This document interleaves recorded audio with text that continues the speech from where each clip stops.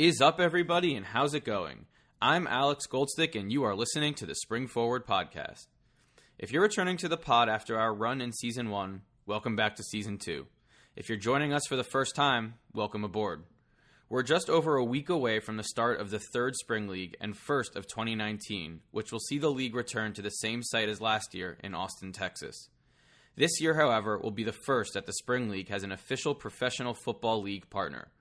Though scouts from the NFL, CFL, and AAF have been in attendance at Spring Leagues of the past, the new XFL that will begin play in 8 cities in 2020 will be an official Spring League partner, meaning that all of their scouts and coaches are expected to be on the ground in Austin, and some of their coaches will even join the Spring League staff for the Spring League 2019 to get an up-close look at evaluating talent and testing gameplay and rule changes that the XFL will be implementing in their own league. Because of this huge partnership and opportunity for both the Spring League and the XFL, it would only be right to kick off Season 2 of Spring Forward with an XFL guest. That being said, today's guest is Doug Whaley, the Senior Vice President of Football Operations for the XFL. You might recognize his name as the former GM of the Buffalo Bills. Before diving too much into his story in this intro, let's get to the interview.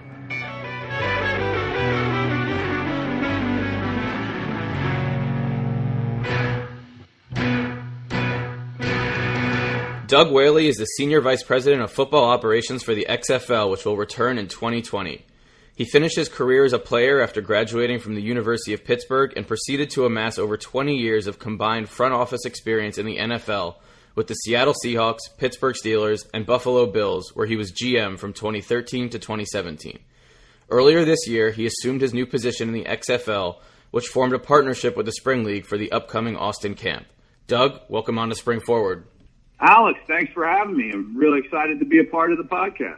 So let's start at the beginning. You're from the Pittsburgh area, and you stayed nearby to play your college ball at Pitt as a D-back.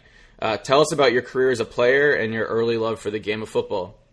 Well, I'll start with my early love of the game of football. I had a brother that was 5 years older than me, and he played football. And as anybody that has an older brother, you always try to emulate your older brother. So I just started falling in love with the game there. My dad was my coach, and as they say, the rest is history. It's something that I still haven't been able to get out of my blood to this day. Football has afforded me a lot of memories, especially in college, where I started for 3 years, didn't redshirt, so as a freshman played. Had, like I said, a lot of memories from playing at the University of Oklahoma, playing in Notre Dame Stadium, rivalries against Penn State and West Virginia. So it's something that is formulated the backbone of who I am as a person and as a professional. I learned a lot from just playing football. So after school, you took a job as the East Coast Regional Scout for the Seahawks, which lasted for 2 years. It's never easy to put your playing career behind you, but what was the decision to move on to a different aspect of the game like, and was that a hard one for you? It was. Everybody has dreams, but you also have to live in reality. And after my college career was over, when you don't have an opportunity and no one calls you, it's a good time to say, you know what, time to move on. So I didn't get an offer to even to try out or come to a NFL camp. So I'm a realist. I said the writing's on the wall, so it's time to go on to the next phase of my life. So before I started with the Seahawks, I did do a year in New York as a retail stockbroker. And then after that, I did a year as an intern with the Pittsburgh Steelers in their player personnel department, their 95-96 season when they went to the Super Bowl against the Cowboys in Tempe. So that started my career in the personnel business. And like you said, after that, I went to Seattle. I was there for 96 to 99. And then came back to Pittsburgh and worked as the director of pro personnel from 99 to 2010. And then moved from there on to Buffalo. So, I mean, you just mentioned the Steelers. You had 2 stints with the Steelers then, but before Buffalo. The Steelers obviously have been in the news a ton this month, but you were there during maybe some happier times, including 2 Super Bowl victories while you were part of the front office. I guess first off, did you grow up a Steelers fan? I mean, what's it like to work in the front office of your hometown team? Well, I moved around, but I moved to Pittsburgh when I was going into ninth grade. So they were my adopted home team, and I call them my home team that I follow. One, being from Pittsburgh, but two, also working there and having a lot of friends that's still in the organization. It's as they say, it's a blessing and a curse. It's a blessing because you have so much invested on it, not only from work-wise but personal-wise. But the curse is that there's a lot of pressure, and everybody that you know is turning to you and saying, "What's the deal? What's going on? What are we going to have? What are we going to do?" And I'll give you a quick story. We had just won the Super Bowl against the Cardinals when Antonio Holmes made that great catch to win the game. So I call one of my best friends, and we're flying back that Monday, and I call him and say, "Hey, how's it going? Did you enjoy the game?" He goes, "Yeah." He goes, "What are you guys doing?" And I said, "Well, we're flying back Monday. We have the parade Tuesday, and then we'll start our free agent meeting Wednesday." And now, let me remind you, we were high school football captains together, and I was in this guy's wedding. He calls, and on that same conversation, he tells me, "You guys don't need to go to the parade. You're already a month behind all these other teams thinking about free agency. You need to come home and get to work." So what I realized is, even if my best friend that I'm in his wedding thinks we're slacking after winning his home team the Super Bowl, that people are always going to be putting pressure on you to do better than you did the year before when you're working for your home team. Well, and everybody's an expert, right? I mean, today with the rise of fantasy sports, everyone thinks they can do a GM's job, but you're actually the one in the seat with the keys, and that must be a special feeling. Well, yeah, it's as I say, everybody thinks they can coach, but everybody knows they can scout. Like you said, especially with the advent of fantasy football and just all the media out there that has actually kind of turned to the proliferation of the scouting business. It's good for our business, but like you said, it has a lot of people thinking they're experts. So in 2010, you made the move to the Bills in Buffalo, where you were at first the assistant general manager, and in 2013 you were promoted to be the team's new GM.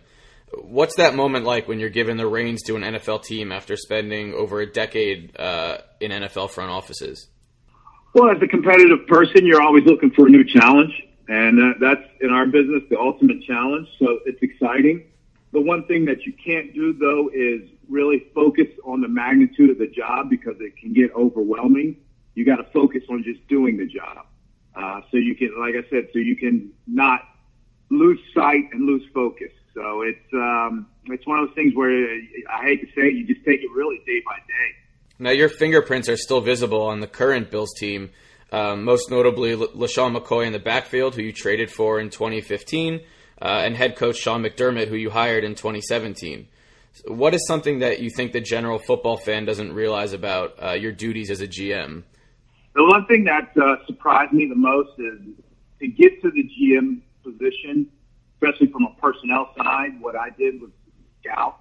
And like I said, from a scouting intern all the way up to the pro personnel director, and even as an assistant GM, I was / director of player personnel. So I did a lot of on-the-road scouting.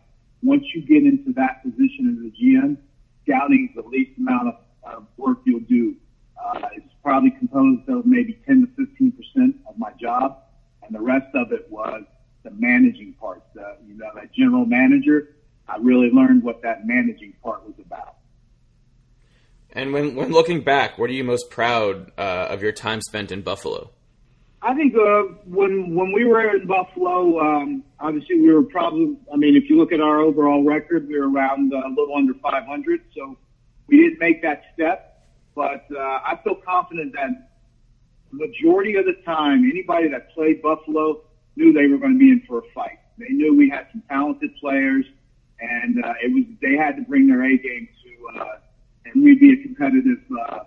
So I'm proud of that. So like we said earlier, you now bring over 20 years of professional football front office experience to the XFL, where you were hired as the Senior Vice President of Football Operations by Commissioner Oliver Luck. From the 30,000-foot view, tell me about your decision to join the XFL. I think it's plain and simple. Two things. With Vince McMahon heading up and Oliver Luck, that management team, you can just look at their resume. I have to subscribe to be on part of that team.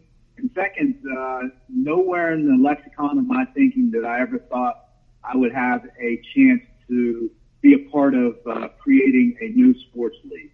And that's again, as a competitive person, I always look for challenges. I look for things that make me a little uncomfortable to let me grow. And this, I think, as a football person and as a personnel person, this is the ultimate challenge to help put your stamp on a football league and bring it to market and hopefully have it flourish. And that's our plan. Now, at the end of January, the XFL and the Spring League announced a partnership between the two football organizations to, quote, test changes to rules and gameplay. Many of the league's head coaches are expected to be in attendance at the Spring League in Austin, not to mention XFL scouts and other coaches who will be a part of the Spring League coaching staff. How did this partnership come about? And can you tell us about some of the areas of gameplay that the XFL is looking to change that you'll be testing at the Spring League? When we started doing our background on how we're going to have our game look to the public, we thought, okay, it's good to have it in on paper and an ideal form, but how can we test it out? And we did a lot of research, and we were aware of the Spring League and how they had done a very good job of developing players the past 2 years. So we thought that might be a good place to partner. That the Spring League would be a great place to partner with for twofolds. One, to help us get a live view of anything we're trying to do to enhance the product that we're going to bring to market, and then also have a chance to look at some players that we may be recruiting to be in our league. So it's a double positive for us. Some of the things we're looking to do is reduce the play clock. We're looking at maybe a 30 to 35 second play clock to get more action and more plays. A couple things we're going to do for player health and safety.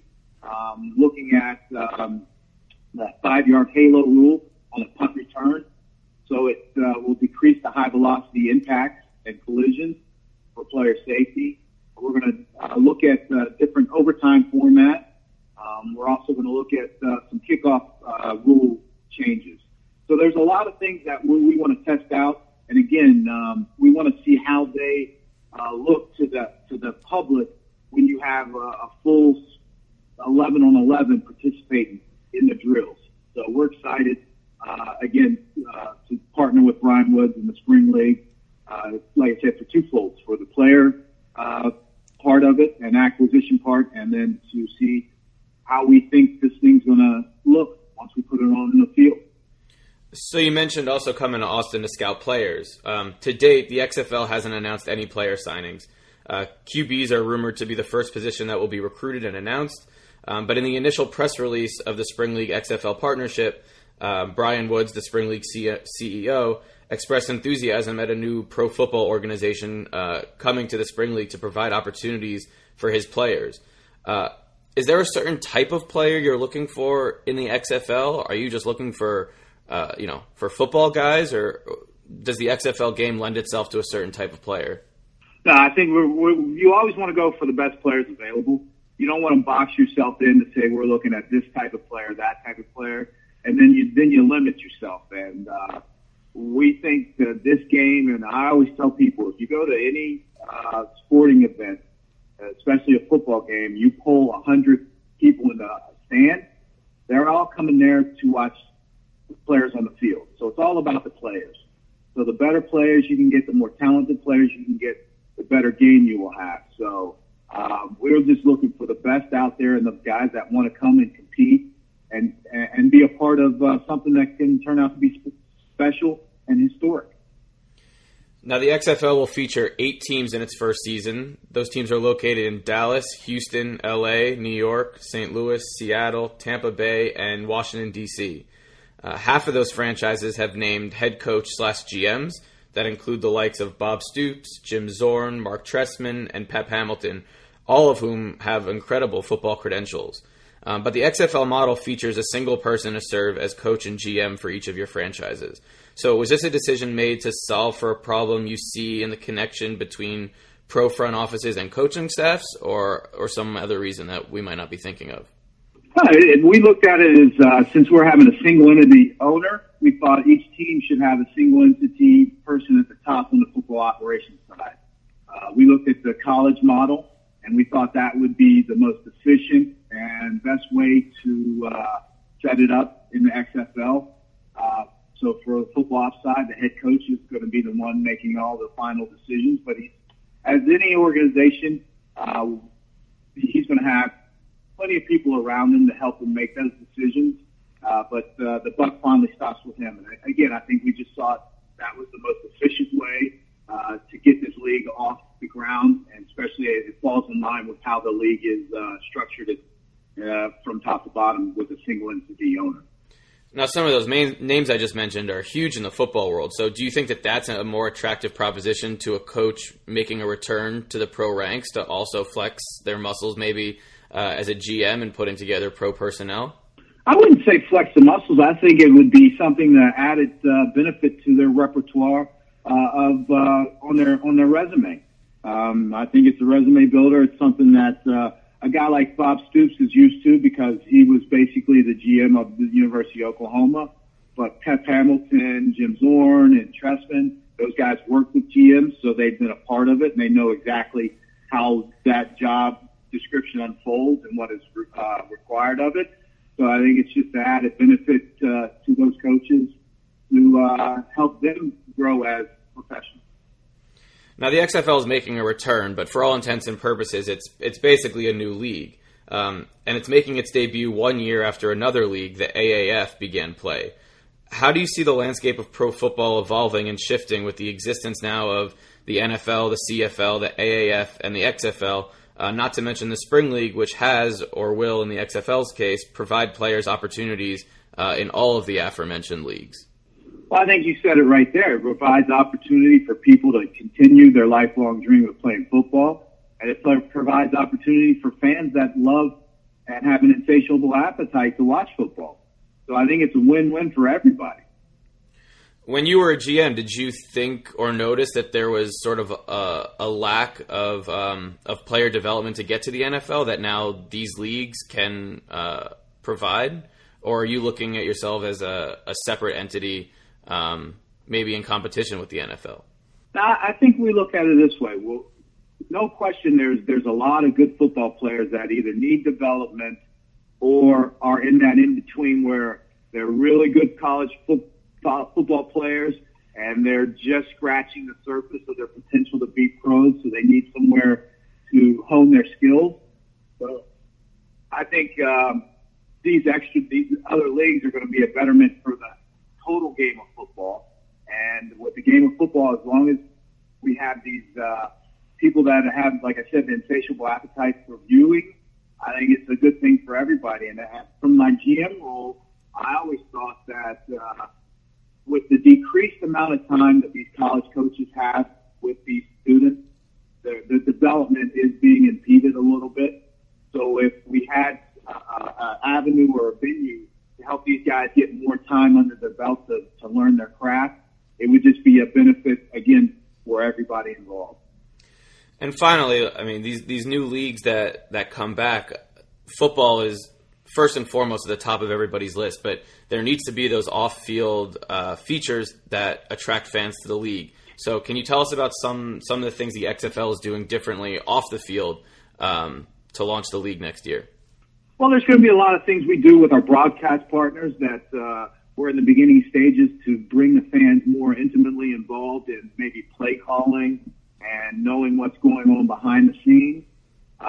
And then our content that we're going to start creating, I think is going to be parallel to what the WWE does with their branding and their content of their talent. So we have great resources across the street with WWE that we can rely on to help us, just like you said, engage the fans, make it more compelling.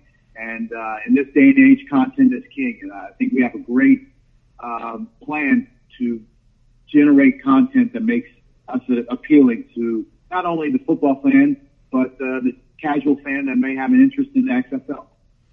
Well, if the WWE if content is king, the WWE are kings of content. So we can't wait to see what comes out of the XFL, the partnership between the XFL and the Spring League. And, we thank you so much for your time. We're excited, and we'll see you in Austin in a couple weeks.